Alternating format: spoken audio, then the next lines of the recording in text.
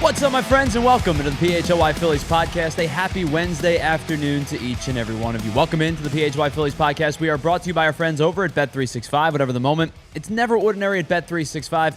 Use that promo code above my left shoulder, PHLY365. Deposit $10, place a bet for $5, and you'll get $300 back in bonus bets, whether your bet wins or loses. We are broadcasting live from the Xfinity Lounge here at the PHLY studios. And hello to you once again. Hello to everybody in the chat. If you're here with us live, thank you for being a part of today's show.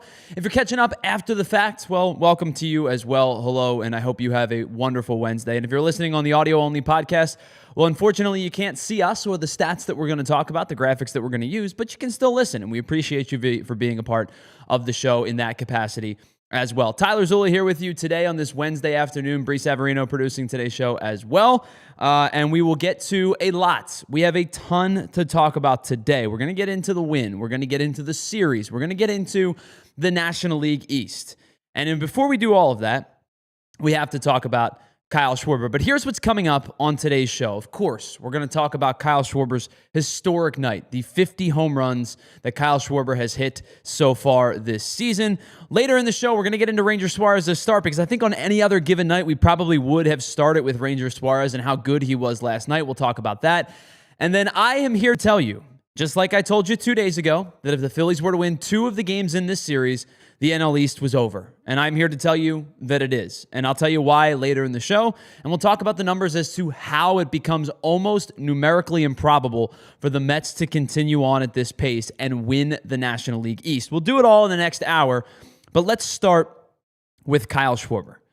Kyle Schwarber last night becomes the second Philly ever, and just the 34th player in Major League Baseball history to hit 50 home runs in a single season. And now he had been on a little bit of a drought. He had hit the 4 home runs in one game against the Braves, got him to 49, and had been on a little bit of a drought since then, but he did it in a big way. And he did it in a time where the Phillies felt like they were going to win the game last night, but he busted the game wide open. He broke the scoring wide open and allowed them to not only win, but to win comfortably in going away fashion and winning this game 9-3.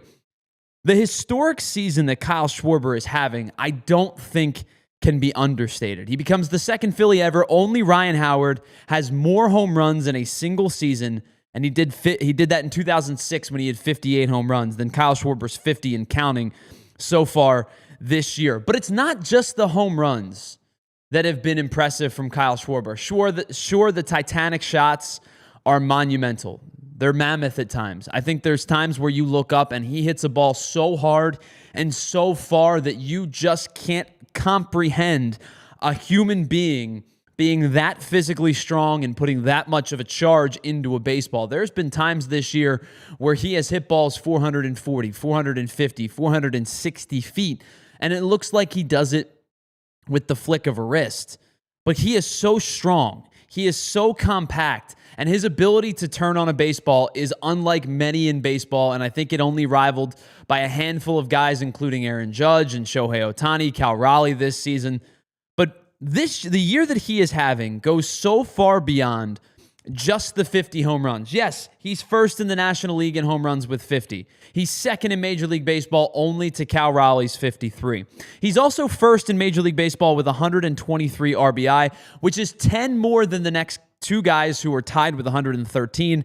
It's Pete Alonso and Cal Raleigh. But you see again those numbers across your screen that Bree just flashed.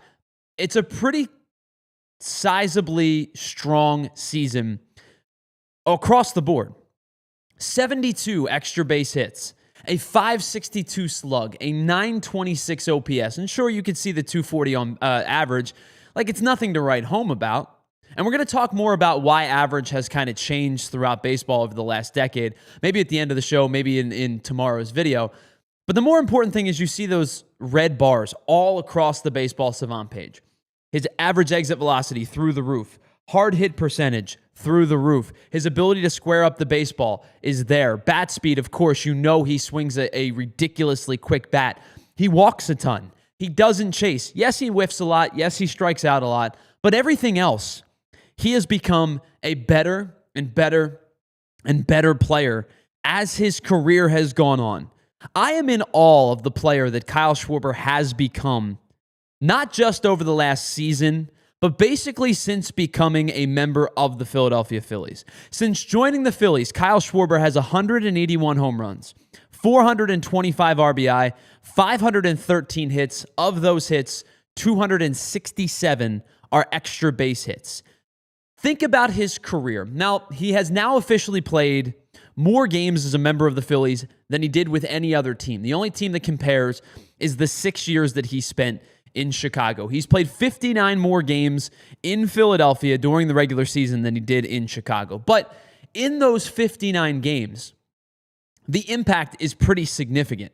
The amount of statistical categories that he has been better in his time in Philly than he was in his time in Chicago, they're numerous. Let's start here. In 59 games played, or 59 more games played, I should say, in Philly than in Chicago, he has 122 more runs scored. He has 97 more hits, 11 more doubles, 60 more home runs. So he basically is hitting one more home run per game played in Philly than he did in Chicago, 126 extra RBI, 13 more points on his on-base percentage, 25 more points on his slug, 38 more points on his OPS, and he has a 133 OPS plus since joining the Phillies. If you want to talk about the fact that Kyle Schwarber has always been a power hitter and he's just really unlocked himself since joining the Phillies and playing in Citizens Bank Park, I think that's a short-sighted conversation. Yeah, he's gotten better, no question about it. The power numbers have jumped in his time in Philly. He's also stayed healthy for the most part and has been able to do so because he's been primarily a designated hitter. There's no doubt about it. The power has gotten better. And on the surface, the RBIs have gotten better. The average is a little bit better. And all those numbers that I laid out have told you that Kyle Schwarber has been better as a member of the Phillies than he had as a member of the Cubs, and he has pretty much as a member of any other team. His time in Washington, his time in Boston, you put them all together, and his time in Philadelphia has been the most productive of his major league career. But over the last 4 seasons, it's not just about the numbers. And we're going to give you more numbers because that's what we do on this show. But it's not just about the numbers when it comes to home runs and hits and RBIs and things like that. The player that Kyle Schwarber has become is dangerous. And why is he dangerous? Because he almost feels matchup proof. And I think about this every time Tom McCarthy goes, well, it's the call to the bullpen and the so-and-so are turning to their lefty. Okay. They're going to face Kyle Schwarber and Bryce Harper, both of whom hit really well against left-handed pitching. Now, Bryce Harper's numbers have dipped a little bit in the last month, and we'll talk about him probably on another show because they're going to need a little bit more from Bryce Harper down the stretch. There's no question about it. But when you see Kyle Schwarber coming up to the plate, and they say, well, they're going to their lefty-killing, reliever, and I go, oh, whatever. Kyle Schwarber's numbers against lefties are good. Think about this. It's not since Kyle Schwarber came into the league and now. It's not since Kyle Schwarber was with the Cubs and now. It's Kyle Schwarber from 2023 to now. How much better he has gotten against left-handed pitching. In 2023, Kyle Schwarber hit 188 against left-handed pitchers and struck out in 42% of his at-bats against lefties. That's starters and relievers. Kyle Schwarber said it before. They've talked about it on the broadcast. They've talked about it numerous times. He was pretty embarrassed by the 2023 season he had when it came to average, strikeouts, his inability to hit against lefties. Sure, he hit a ton of home runs. There's no question about it. Drove in a ton of runs. But he was really embarrassed by the fact that he hit 196 in a season. He was really embarrassed by the fact that he basically was neutralized entirely throughout an entire season by left-handed pitching. And he took that on himself in 2024 and now in 2025 to become a much better hitter against lefties. Last year, the number shot up 112 points. He went from a 188 hitter against lefties to a 300 hitter against lefties in 2024. And his strikeout percentage in his at-bats went from 42% of his at-bats to 32% of his at-bats. That's a 10% difference in 1 year. Now, in 2025, his average has dipped back down a little bit. He's down to 242, but he's still only striking out at about 32%. But in 2025 against lefties, where the average has dipped, the slug has accelerated. He has an 80-point slugging percentage increase from 2024 to 2025. The complete hitter that Kyle Schwarber has become is almost directly proportionate to him being able to hit left-handed pitching. He's always mashed righties, but his ability to get after left-handed pitching over the last 2 seasons has made him infinitely better as a hitter. And think about this. This number specifically is crazy to me. Lefties have zero ability. Pitchers in general, I think, have zero ability to do this. But lefties now have zero ability to get a fastball by Kyle Schwarber. This year, he's hitting .295 against left-handed pitchers' fastballs. Last year, he hit .305. His average exit velocity this season is 94 miles an hour off of fastballs against lefties. He is slugging .771 off of fastballs from same-side pitchers. All of those numbers tell you Kyle Schwarber has become one of the more complete hitters in baseball. And again, I understand if you're an average fan, and I am an advocate of average still. I think there is still a lot of value in a guy who can hit 300, in a guy who can pick up 200 hits in a season, in a guy who can, even if he doesn't hit for a lot of power, gets on base, can move over runners, has the ability to hit in any situation. And I believe that 300 still matters. I believe it is still a threshold to reach. But with Kyle Schwarber, he's able to neutralize that 240 average because of the fact that he hits against lefties, because of the fact that he's able to hit with 2 strikes, because of the fact that he is one of the few hitters who has the ability to move up in the box and get better, as he's done over the last 2 seasons.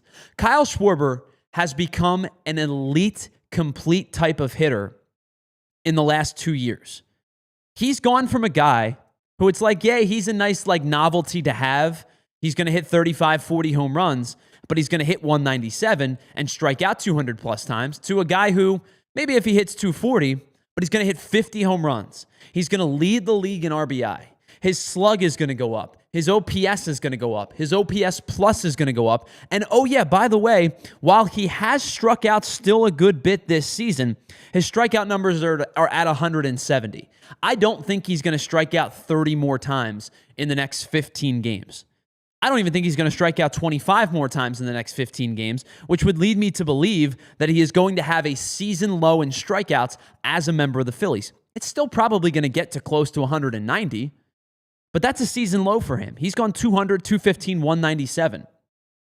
So he has become a more complete player as his career has gone on, and as he enters his age 33 season next year as a free agent, as a guy who's probably going to be able to DH until he's 37, 38, 39 years old because of brute strength and bat speed, I don't think his numbers are going to diminish.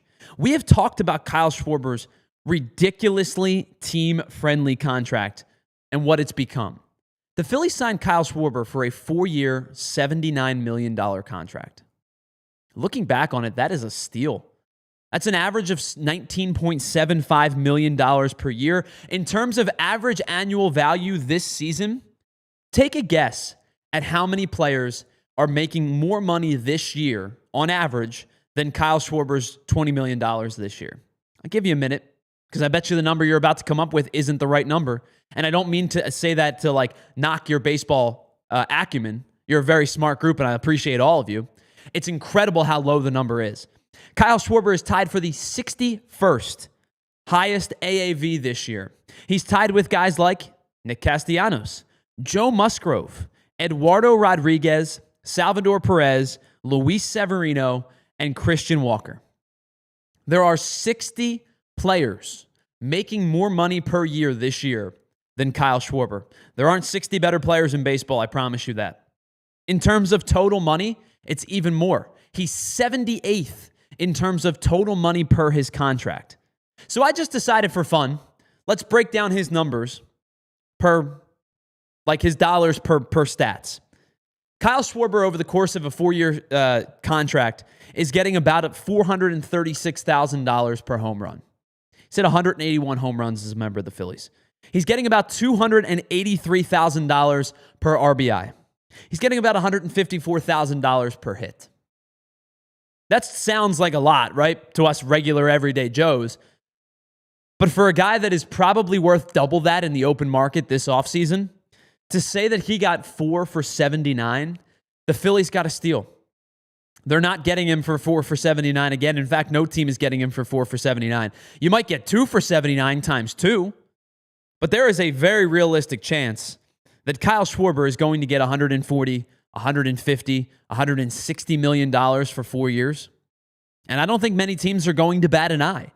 Because if he's going, I don't know if he'll hit 50 again, but if he's going to hit somewhere in the 40 to 50 home run range, if he's going to hit somewhere in the 100 to 125 RBI range, and he's going to hit it, if he hits about 240, 245, 250, anywhere in that spot, even if he hits 230, this is a valuable player.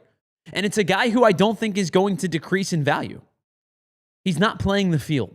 He's not predicated on his ability to run the bases. He is not a guy that I need to be ultra aggressive anywhere except for at the dish. And I think that means he's going to have longevity. He hasn't been hurt. He had a little bit of a hamstring problem last year, but he really hasn't been hurt for the majority of his Phillies tenure. He's played 155, 160, 150, and so far this year he's played 145. He'll probably play, I would bet you, 12 of the last 15 games. He's on pace to play about 155, 157, could potentially play 160 games again this year. He has averaged 155 games played this year so far, or throughout a year throughout his contract with the Phillies, and I don't see any reason as to why he won't do it again. That's a stalwart in your lineup. And whether he's hitting first or second or fourth, this is a guy that you can pretty much pen into your lineup every single night and expect these types of results. 181 home runs in 4 seasons is off the charts good. This has been an unbelievable year for Kyle Schwarber, and I can't wait to see what number he's going to get in free agency. I expect it to be with the Phillies, but I would be interested to see what teams are going to offer him to entice him to leave Philadelphia. All right, on the other side, speaking of 50 home run seasons, I was thinking about Ryan Howard last night, and I was thinking about the season that he put together in 2006. And I want to ask the question, as time goes on, not here in Philadelphia, but maybe nationally, I would love to know the national scope of Ryan Howard through the lens of a Yankees fan or a Red Sox fan or even a rival. Right? I would love to know what a Mets fan thinks of Ryan Howard's career or a Braves fan thinks of Ryan Howard's career. As we go on, as we get into another generation and another generation, is Ryan Howard going to be underrated as the seasons go on? And I'm not talking about longevity, and I know if you look at his average or if you're a big believer in WAR, you're not going to love Ryan Howard. But is Ryan Howard going to be underrated as we go on? I want to give you some numbers from Ryan Howard's peak, which I believe to be between the years of 2006 and 2011. You can even go to 2006 to 2009 and shrink it to a 4-year window. I want to give you some numbers on Ryan Howard over that 5 or 6 year stretch to remind us all just how freaking good Ryan Howard was in his prime. We'll do that. We'll talk more about Ranger Suarez's start last night. We're going to talk about the National League East. I am ready to tell you, and I told you on Monday, with 2 wins, it's over. It would take monumental collapse, 1964 Phillies type collapse, for the Phillies to not win this division. And to do it pretty convincingly. We'll talk about that on the other side as well. It's the PHLY Phillies podcast. We are broadcasting live from the Xfinity Lounge here at the PHLY studios. We are brought to you by our friends over at Bet365. We'll be right back after this. All right, speaking about Xfinity, how about this? You're hanging out with your buddies. It's college football season. It's pro football season. Baseball playoffs are right around the corner. We only have 17 games left in the regular season. Your friend tells you, hey, come on over for the game. We'll have some beers, we'll have some wings, we'll have some pizza, we'll hang out, we'll get the boys together, whatever it might be. And you get there and your buddy's setup, it stinks. It's a total mess. Lagging, buffering. You got to switch between apps just to try to find the game that you're looking for. Your buddy claimed that he was a big fan, but it feels like you've been fan-fished. So, see, listen, if you're a baseball fan, you have to get Xfinity. It is the ultimate sports destination. You have the ability to find all of the best games, your favorite teams, all in one place. And that's why you watch, right? It's next level. It is the perfect fan flex. You get all of the action right in your living room. Plus, Xfinity's best picture and sound with enhanced 4K. It is so clear it's going to feel like you are right in the ballpark. Sometimes you end up wanting to watch 4 games at once, right? You got the quad box going on because why not, right? On top of that, you get real-time notification and live stats right on your TV. It is the best seat in the house. every single time. So next game day, make sure that big fan isn't a big fail. Learn more at Xfinity.com. Xfinity, imagine that. Restrictions do apply. Multiview requires Xfinity 4K capable TV box to qualify. All right, let me tell you about our friends over at Bet365. Whatever the moment, it's never ordinary at Bet365, and find out why 90 million users worldwide have tagged in to Bet365 because they are the pioneers of live in-game betting. You can do early payout offers across the NBA and the NHL when they come back. You have early payout offers for MLB still to this day. Speaking of that, if your team's up by 5 runs at any point, you get an instant payout on straight bets and parlays that are selections marked as winners. Download the app, use the code PHLY when you sign up, and new users right now use that code. You deposit $10, place a bet for $5, and you'll get $300 back in bonus bets, whether your bet wins or loses. And how about this? They're offering incredible offers, same game parlays for the NFL, Thursday night football touchdown action. You can do it all right from the Bet365 app. Must be 21 and physically located in PA. If you or someone you know has a gambling problem and wants help, please call 1-800-GAMBLER. All right, welcome back to the PHLY Phillies podcast. Tyler Zulli here. We are broadcasting live from the Xfinity Lounge. Hello to everybody in the chat. Big thanks to everybody for being here. We have Ray Schumacher, Peter Tom Willis, Molly and Barkley's Life, John Peace, Provolone John, Elephant in the Room. Everybody that's here, we appreciate you. Thank you so much for being a part of it. And yes, as Bree puts up in the chat, it is Big Brother and Big Sister month here at PHLY. We've teamed up with Big Brother and Big Sister for the entirety of the month of September. And as you see, it takes just a moment to build resilience, to build lasting memories, and to help one person. You can be a big. Sign up if you have some time to sign up to be a big brother or big sister. It is enormously important to the success of kids that need your help, right? And those that are looking for a positive impact in their life, a role model, a figure that they can look up to, and that reassures them that things are going to be okay, that they're going to be you're going to be there for them. And if you have some time to dedicate as donate, and if you're looking to volunteer, Big Brothers and Big Sisters has been around for 120 years, and it's people like you that help them be able to stay around for another 120 years. So head on over to bbbs.org to donate or to sign up to be a big brother or a big sister. And of course, big thanks to our friends over at Big Brothers and Big Sisters for an incredibly worthy cause. All right. As I said, I was thinking about Ryan Howard the other day, and I think about Ryan Howard a lot because that 2008 team, that 2008 to 2011 run, I think about Ryan Howard, I think about Jimmy Rollins, I think about Chase Utley, Cole Hamels, that whole group. That was, to me, in my lifetime, because obviously I wasn't around for 76 to 80. I was not born yet when the Phillies went to the World Series in 93. That was the first group of Phillies not only to make the playoffs, right? Because I was 13 going on 14 the first time the Phillies made the postseason in 2007.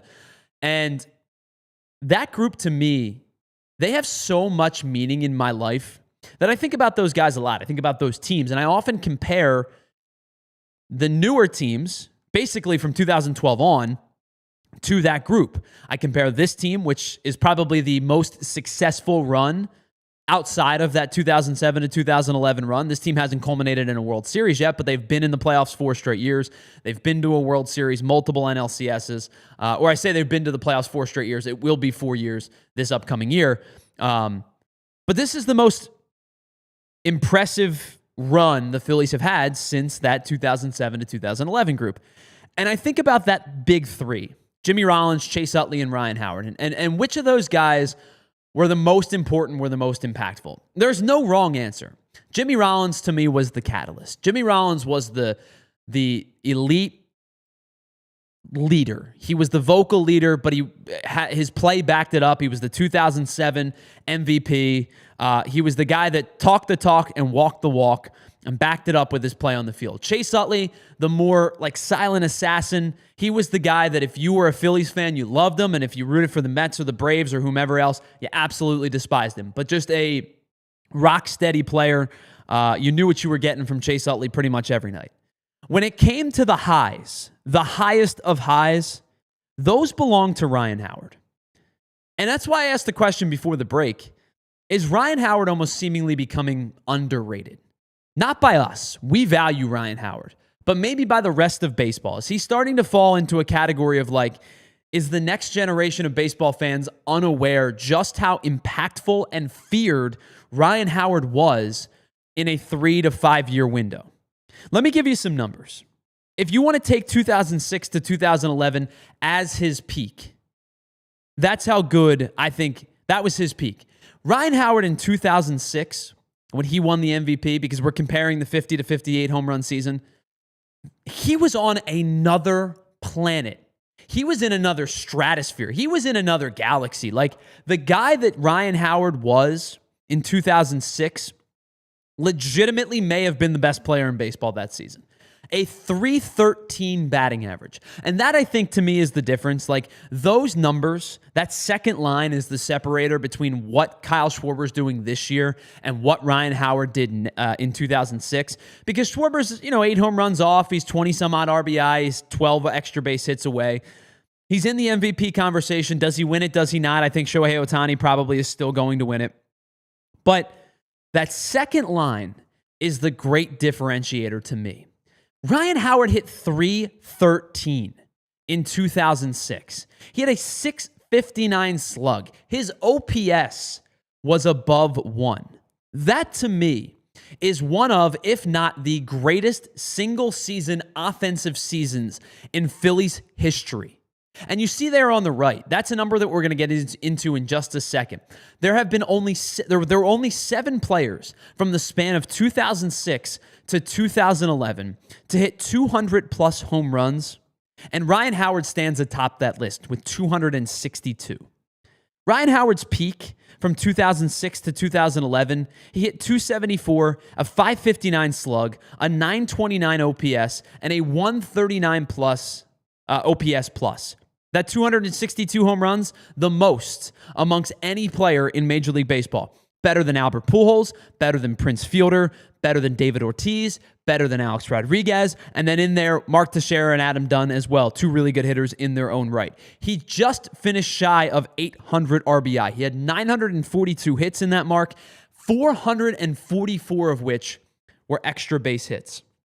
Not only was he one of 7 players with 200 home runs in that span, he was one of just 2 players with 700 or more RBI in that span, and Albert Pujols was the only other guy. His 796, Howard's that was the most across Major League Baseball in that span.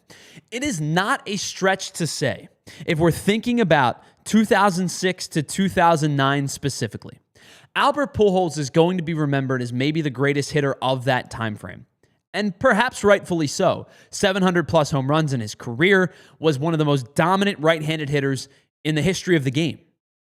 I think in that stretch from 2006 to 2009, when you talk about feared hitters, it was Albert Pujols from the right side, and it was Ryan Howard from the left side. Of course, Miguel Cabrera is going to be in that conversation. Of course, Prince Fielder, power was in that conversation. Alex Rodriguez was still elite. David Ortiz, still elite. But when you think about the 2 most feared hitters from the right and left side over that stretch, it's Albert Pujols as a righty. It's Ryan Howard as a lefty. Ryan Howard was the most feared left-handed hitter of that generation over that span. And I don't think it's particularly close. His .559 slug from a 6-year window is the 4th best from 2006 to 2011. Only Albert Pujols, Miguel Cabrera, Ryan Braun were better. He's one of 16 players with a 900-plus OPS in that stretch. And he had a 44.6% hard hit rate, which is the best in Major League Baseball in that stretch. Again, better than Albert Pujols, better than Miguel Cabrera, better than David Ortiz, better than Alex Rodriguez. When it comes to those feared hitters, Ryan Howard is the left-handed feared hitter of that generation, or of that half-decade window. This conversation, and by the way, from 2006 to 2009, he never hit less than 45 home runs in a season and never drove in less than 136 RBIs. Now think about that, 136 RBI hitting behind Chase Utley, who was a pretty good run producer and run driver himself. From 2006 to 2009, Chase Utley himself drove in 102, 103, 104, and 93. So Ryan Howard was driving in 136 or more runs over that time frame, hitting behind a guy who hit 102 or more 3 of his 4 seasons. His lowest number was the year he only played he played in 156 games in 2009, but was hurt for a little bit and had 93 RBI. I understand that it's a short window. I'm not sitting here clamoring for Ryan Howard to be in the Hall of Fame because I think his window was too small. And I think when he dropped off pretty significantly. And I'm not sitting here telling you he's a Hall of Famer and any of that. And I think of the group, I think personally, Jimmy Rollins has the best argument. I think based on baseball standards, Chase Utley is going to be the only one that has the best chance. I'm not sitting here telling you that I would induct Ryan Howard into the Baseball Hall of Fame. But I'm telling you, over that time frame, Ryan Howard, I think, is going to start to get maybe slip through the cracks a little bit in national conversation. And I think we need to continue to carry the torch of Ryan Howard being that dude for a 4, 5, 6 year window. Because over that stretch, he was elite. And one of the best, legitimately one of the best hitters in baseball. And in 2006, had a claim to be the best hitter in all of baseball. Now, this brings me to my final point about Ryan Howard, and we'll get back to today's team in just a second. If you've heard me on this show before, you've heard me talk about this. You've heard me talk about this with Jamie. You've heard me talk about this on our Discord. You've heard me talk about this on Twitter. You've heard me talk about this to anybody that would listen. WAR is a stupid stat. I hate the stat WAR. I get it. There's merit to it when you're ranking and you're comparing players of eras specifically within the same position. But I refuse to believe that the guy who had the 18th best offensive WAR over a 6-year period, which also comes with the fact that I know that Ryan Howard struck out a lot, and I also understand that he wasn't a good base runner. He was still the 18th best offensive WAR categorically over a 6-year window in all of Major League Baseball. You're going to tell me that guy that I watched with my own 2 eyes hit 45 or more home runs and drive in 136 runs in 4 consecutive seasons is the 45th best player when it comes to WAR in Major League Baseball over that stretch? I refuse to believe it. I think WAR has value. I hate it. I understand objectively it has value to arguments, but it is such a ridiculous stretch to tell me that Ryan Howard was the 45th best player by your one metric over a 5-year window when my eyeballs tell me that that's ridiculous. His 18.8 WAR from 2006 to 2011. I went back and I looked at some of the WAR totals over that time.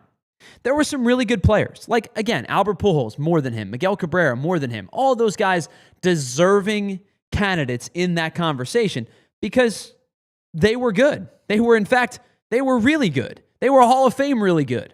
And I would tell you that if you asked me, is Albert Pujols a better player than Ryan Howard? 100%. Miguel Cabrera a better player than Ryan Howard? 100%. Their longevity, their ability to do it from in multiple different ways is unmatched. There is no question about it. But when we start getting into conversations about, for example, the 18.8 that I brought up, and excuse me, I'm going to go try to find this number again. I can't believe that Ubaldo Jimenez is a bit more valuable player than Ryan Howard over that stretch. I don't believe that Ted Lilly is a more valuable player over that stretch. And those are just a couple of guys that I was able to find just very, very quickly in that time frame. It just, to me, it's an arbitrary number that works in a certain spot. But in Ryan Howard's case, I think he is the ultimate WAR breaker. And that's all I'm going to say on that. And we'll move on. It's the PHLY Phillies podcast. It is brought to you by our friends over at Bet365. Whatever the moment, it's never ordinary at Bet365. We are broadcasting live from the Xfinity Lounge here at the PHLY studios. We got a lot more to get into, including Ranger Suarez. And he dominates once again. And is the NL East race officially over? I'm ready to tell you that it is. I think it's pretty much at this point in the bag for the Phillies. We'll talk about that on the other side as well. It's the PHLY Phillies podcast. We'll be right back after this. All right, let's talk about the Ford Explorer, America's all-time best-selling SUV. And why is that? Because it's got legacy. It's got clout. It is a legacy of family trust and performance. Why? Because it offers an incredible 3 rows of seating for up to seven passengers. It is great for road trips, family trips, whatever it might be. Piling in everybody into the car and hitting the road. You know you're going to be comfortable because it offers not just sleek, stylish look, right? It's not just powerful. It is, of course. An i4 engine gives you 300 horsepower. You can boost that with a V6 engine to up to 400 horsepower. But inside, why are you going to be comfortable? Well, it's got an incredible infotainment system. It offers you 87.8 cubic feet of cargo space. Where that rear seat folds down, you can have even more space. But again, the rear seat passenger gives you available caption share for extra comfort and accessibility. What's not to love about this car? It is an awesome car. It offers standard Apple Play and Android Auto across all trims. It is built for the family who's ready for adventure. It is a true do-it-all SUV. Again, powerful, sleek, stylish, roomy, and there's room to spare when you fold down those back seats. So head on over to your local Ford store to check this out. Head on over to Ford.com for a little bit more information as well for the Ford Explorer. All right, let me tell you about Game Time. When it comes to buying the best tickets in the secondary market, sometimes it's hard to determine what's real, what's not, what's a good offer, what's not. With Game Time, you don't have to worry about it. 100% authentic tickets to all of your MLB games, including the postseason, which is right around the corner. Just 17 regular season games left before we get to the postseason. You know your team's going to be in it. You know prices are going to be high, but with Game Time, you're going to be assured that you're going to get the best value for the best seat because you're going to have that 3D seat map. You're going to know exactly where you're sitting. You're not going to get hit with hidden fees later. You're going to know exactly what you're paying up front.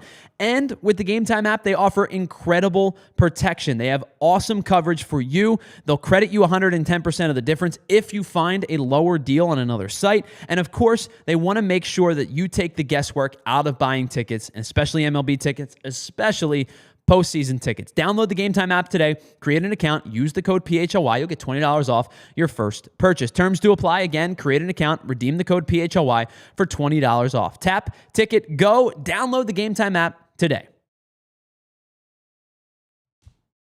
All right, welcome back to the PHLY Phillies podcast here on PHLY. We are brought to you by our friends over at Bet365 and broadcasting from the Xfinity Studios. All right, Ranger Suarez.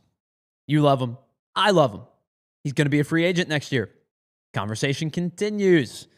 I think it's never going to stop. Like, we are just going to continue to talk about Ranger Suarez until the minute he puts pen to paper, whether it's here or elsewhere.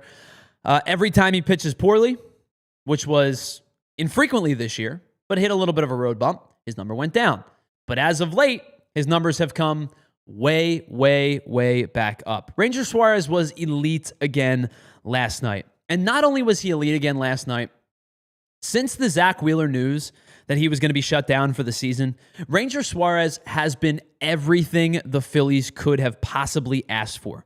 Zach Wheeler's season ended on August 16th. Ranger Suarez's next start was August 18th.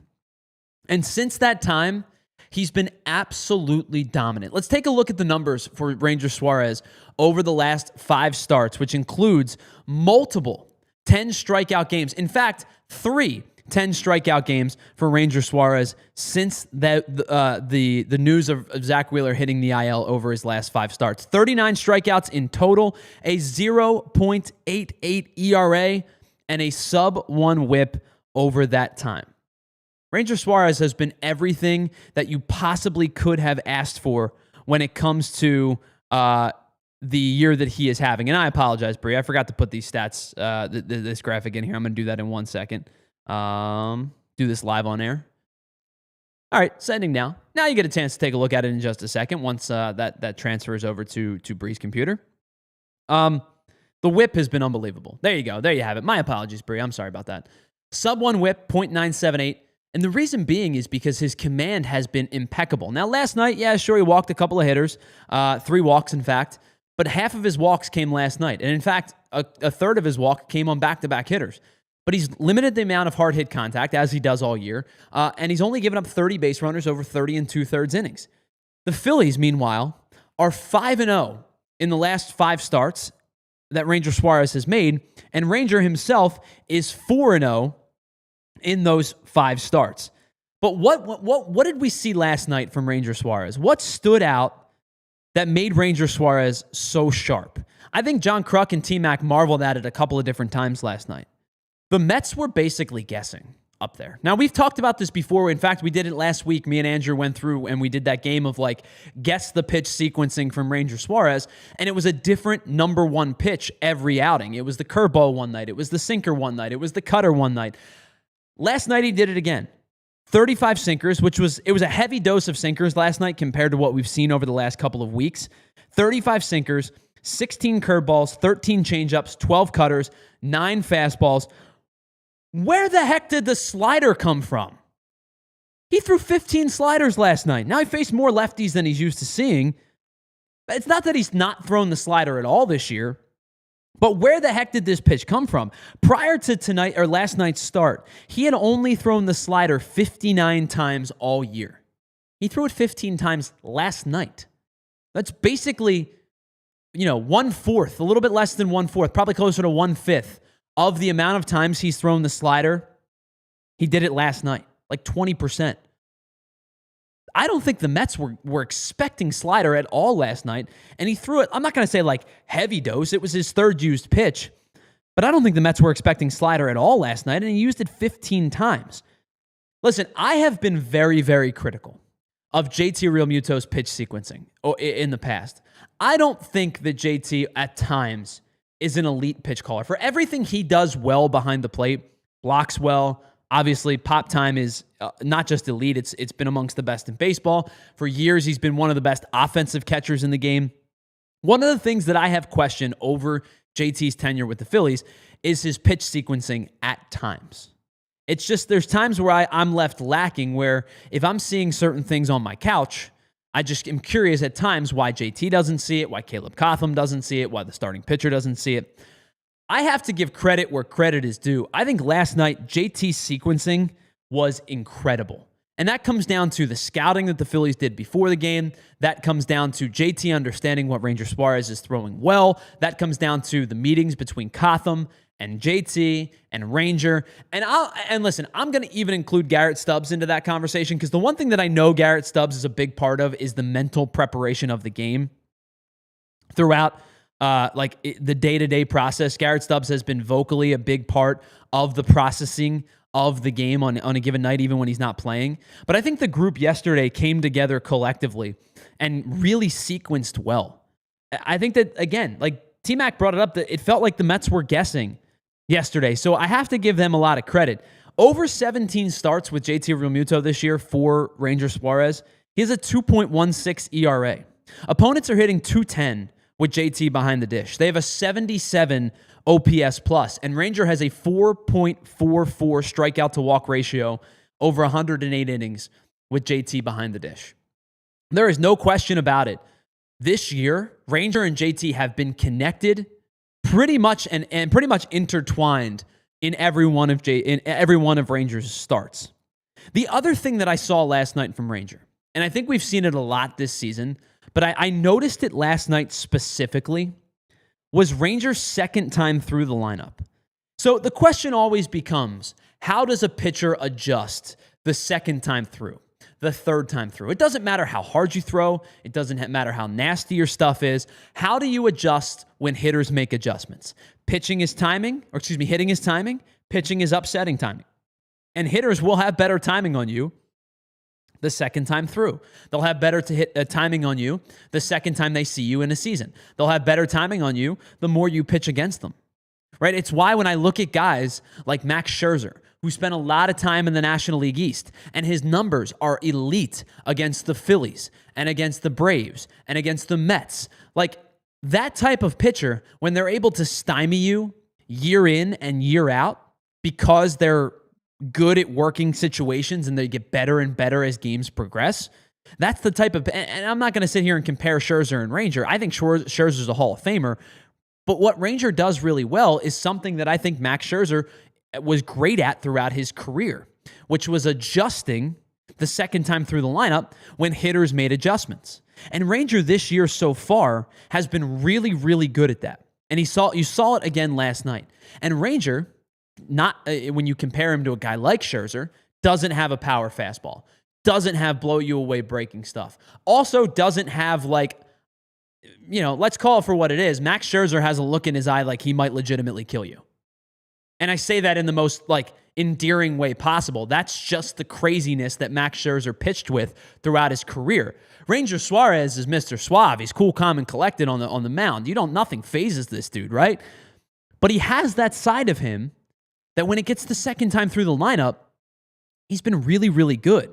Last night you saw it. So how does a guy who doesn't throw hard, how does a guy who doesn't have a wipeout breaking ball pitch to you the second time through? Change speeds, throw strikes, change eye levels, work quickly. That's what Ranger Suarez is all about in his career, but he's really, really good at it the second time through the lineup. Now, opponent batting averages against Ranger go up about 40 points the second time through. It's 215 to 261. The OPS goes up about 100 points.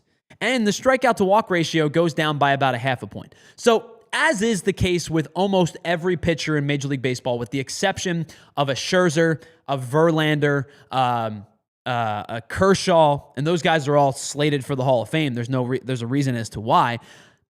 Every good pitcher, every bad pitcher, every pitcher in between has worse numbers the second time through for the most part compared to the first time through. Why does Ranger succeed the second time through? Why is his ERA still in innings 4 through 6 a 2.9? It's because he knows how to pitch. And even though his numbers do go up, he does an incredible job of limiting damage and working out of tight spots. He is an escape artist.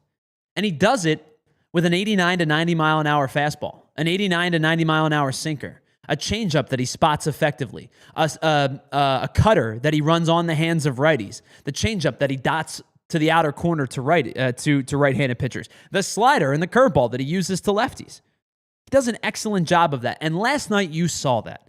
Last night, the second time through the lineup, and I'm not talking about innings 4 through 6 here, I'm talking about when the lineup turned back over, lasted with 2 outs in the top of the third to 2 outs in the top of the fifth. This is what Ranger Suarez did. This is the sequential order of Ranger Suarez's second time through the lineup. And at the top of the lineup, this Mets lineup is still good. I know they have some issues towards the bottom, but at the top of the lineup, this Mets lineup is still very, very dangerous. Francisco Lindor ground out to end the third.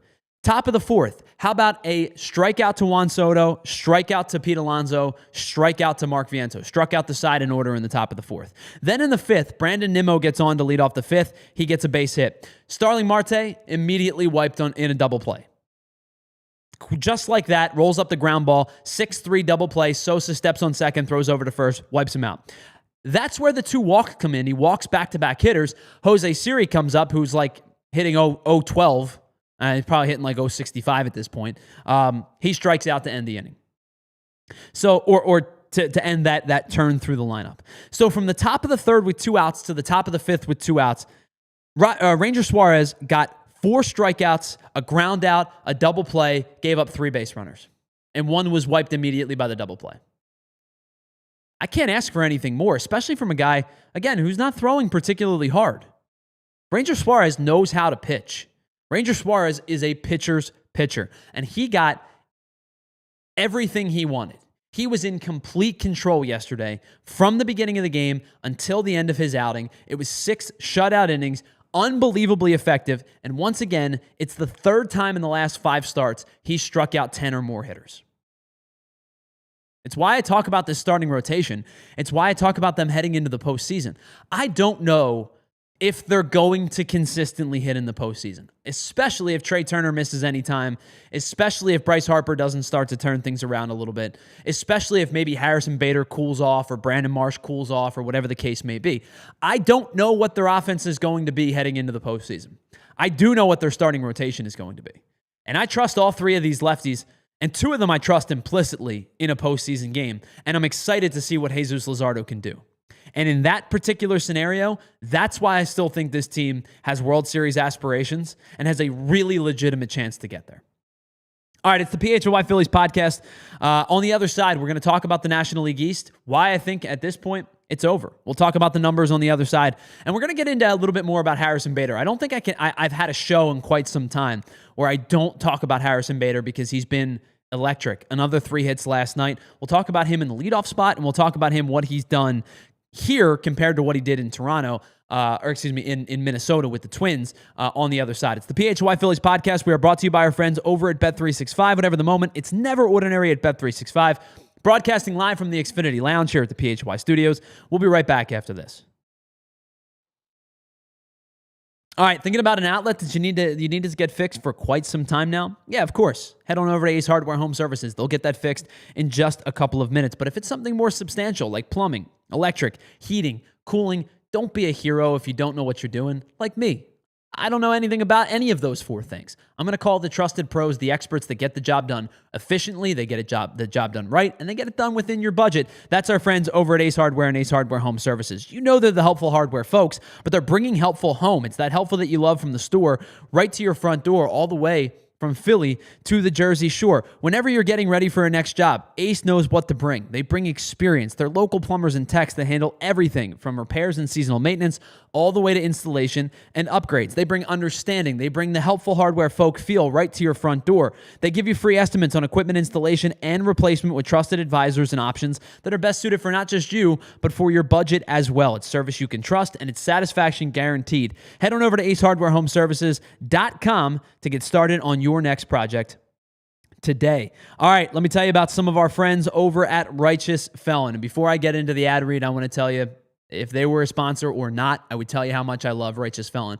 I am a beef jerky junkie. I love beef jerky with, it doesn't matter, any flavor, any style. You do regular beef jerky, you do the sticks, it doesn't matter. I love beef jerky. I've been buying Righteous Felon since before they became a sponsor. Now, let me tell you about them. If you're craving the perfect snack that satisfies your hunger and provides the right amount of protein to fulfill your body's daily needs, that's where Righteous Felon beef jerky and meat sticks comes in. Righteous Felon traces its roots back to the hallways of Downingtown Middle School and was officially launched by lifelong friends in their apartment kitchen after college. The Exton, PA-based company has been making all-natural premium quality, better-for-you meat snacks for over a decade and evolved into the region's preeminent jerky brand. The packaging's fun and engaging. The flavors, they're bold and tantalizing. The texture is tender and soft. These are, without questions, the best meat snacks around. And what more? Righteous Felon helps fuel your favorite Philly athletes by working with nutritionists of each local pro sports team to provide jerky and sticks for players to eat before and after workouts and as a refueling snack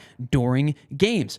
So if Righteous Felon jerky and sticks are good enough to keep Philly pro athletes performing at the top of their game, it's got to be good enough for you, the average Joe, too, right? Now, if you're the kind of person who wants a deal and snacks delivered to your doorstep, you can order online at righteousfelon.com. Use the discount code PHLY20 for 20% off. They have all kinds of cool variety packs and bundles on their site. It is the perfect gift for that special meat snack lover in your life. Again, that's discount code PHLY20 for 20% off your order at righteousfelon.com. All right, welcome back to the PHLY Phillies podcast. We are broadcasting live from the Xfinity Lounge here at the PHLY studios, and we are brought to you by our friends over at Bet365. Whatever the moment, it's never ordinary at Bet365. All right, the NL East is over, and I don't mean numerically over. I mean their souls have been crushed. The Mets lost the last two games in different ways.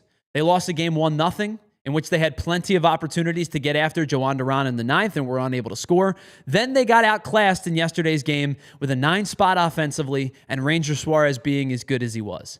The Phillies are up 9 games with 17 left to play. Last night, from kind of a cosmic sense, the Phillies crushed the souls of the New York Mets. And better off, the Phillies are not 7 up with 17 to play. Gives you a little bit of 2007 vibes to it, right? But I don't think this team would have squandered that lead even if they were. I asked for 2 wins in this series. I've already been delivered on that number. Now I'm asking for more. I don't care about the wins. I do care about the wins. Let me rephrase that. I do care about the wins, but I care about crushing the spirit of the New York Mets. The Mets are not nearly as good as the Phillies.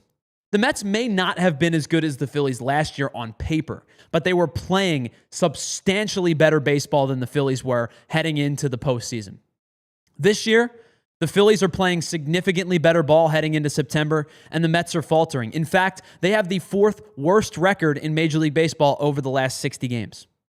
That includes teams like the Rockies and the Nationals. They are playing some of the worst baseball since the All-Star break. We've talked about it plenty. Their starting pitching's been taxed. They're not getting enough productivity outside of Juan Soto, Pete Alonso, and Francisco Lindor. The bottom of their lineup has not come through for them.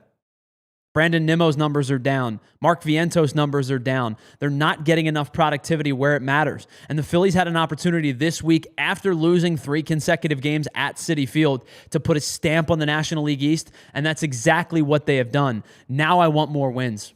Bury this team. put them away, and make them have to worry about not only the NL East, make them worry about making the postseason. The Giants are on their heels. They're playing some really good baseball right now. They have an opportunity to not only not win the division, but to miss the postseason, and the Phillies can help do that and kind of take their souls a little bit. I said earlier in this week, if the Phillies split this series, they're winning the division. If I said they take 3 of 4 or find a way to sweep, I'd go up to the PHLY rooftops and scream it. I'm 2 wins away from that. They're the better team, period. End of discussion. The Phillies are the better team than the Mets right now. The magic number right now at this point is 9. And every single time the Phillies beat the Mets head-to-head, it jumps by 2. It started at 13 when this series started. It's down to 9. There is a chance that it could be down to 5 by the time this series is over. I don't expect it to. I think the Mets will salvage at least 1 game in this series. But there is a chance that the Phillies' magic number could be down to 5 by the time that this series is over. If the Phillies win 1 more game in this series, and they have an opportunity, a big one tonight, by sending Christopher Sanchez to the mound against the Mets, they'll be at least 9 games up with 15 to play when the series is over. If the Phillies win 1 game in this series and then just play 6-9 baseball the rest of the way, the Mets would have to go 15-0 the rest of the way to catch the Phillies.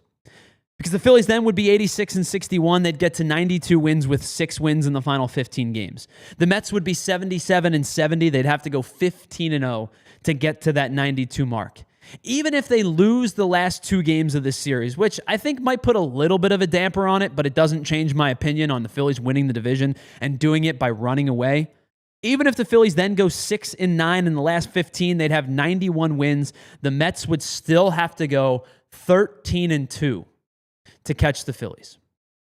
I'm not saying it's mathematically impossible, but it becomes more and more improbable every single time the Phillies beat the Mets. I don't think the Phillies are going to be the 1 seed. I think they're going to pretty securely find themselves into the 2 seed. But at this point, they've done what they needed to do against the Mets. Now it's about getting greedy. And now you can start to look ahead to next Monday through Wednesday when they have 3 games against the Dodgers, who they've started to put some distance against among themselves. And in fact, the Dodgers aren't assured to win the National League West either. The Dodgers are only 2 games ahead of the Padres. They're 5 up on the Giants, right? I don't think the Giants are going to catch them. But they're only 2 games ahead of the Dodgers, or ahead of the Padres, who have not played good baseball in and of their own right. I think if the Padres were 3 or 4 games better over the last 15 games, well, I know, the Padres would have taken control of the National League West. The Dodgers look human. They might win the division. They might cause a problem in the postseason because they are still extremely talented on paper. But I think at this point, the Phillies' goal should be to win 1 more game in this series. If they take 2 out of 3 against the Dodgers in LA, they're going to be the 2 seed. I think that really is all there is to it, because at that point, they only have to win 3 more games. Now, I don't think the Dodgers are going to win another 11 games. They could. There's no question about it. They could.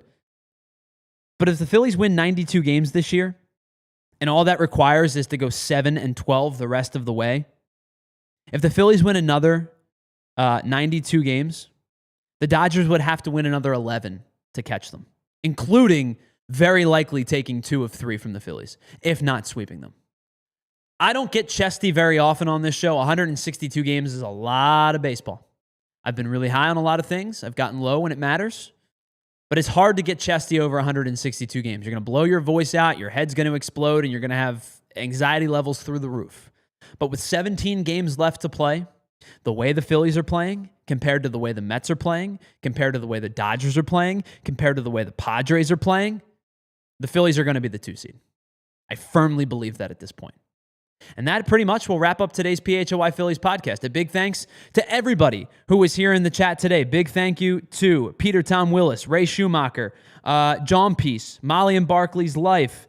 Who else was here earlier? Trying to scroll through just really quickly. Provolone John, Duncan Dad, Futz, everybody that was here. Big thank you to you all. elephant in the room way early in the show. If I didn't get a chance to mention you by name, just know I appreciate you. I love you. Thank you so much for being a part of today's show. And of course, a big thank you to Bree Savarino for producing today's show. Really appreciate you, Bree, for everything you've done as well. I know you got the Sixers coming up at 3. Stick around, 1:30, coming up, half-hour break, but at 1:30, Philadelphia will take the airwaves right. He'll be in this seat, actually, next to me, but we'll be here in this studio. Me and Bill, we'll talk more about this series, more about Kyle Schwarber's night, and we'll get you set for the Eagles and the Chiefs coming up this weekend on Sunday. So until that time, I will talk to you on Philadelphia in about a half an hour, and I'll talk to you on the PHLY Phillies podcast beginning at noon on Friday afternoon as we get you set for the next series at hand, and we'll take a look at what happened with the Mets the rest of the way. We'll get you set for the Dodgers and the Diamondbacks, the final West Coast trip of the year before the postseason begins. We're getting closer and closer to the postseason, and the Phillies are playing some really good baseball, and I think you should be really encouraged by it. We'll talk to you on Friday right here on the PHLY Phillies podcast. We all silly like the mayor.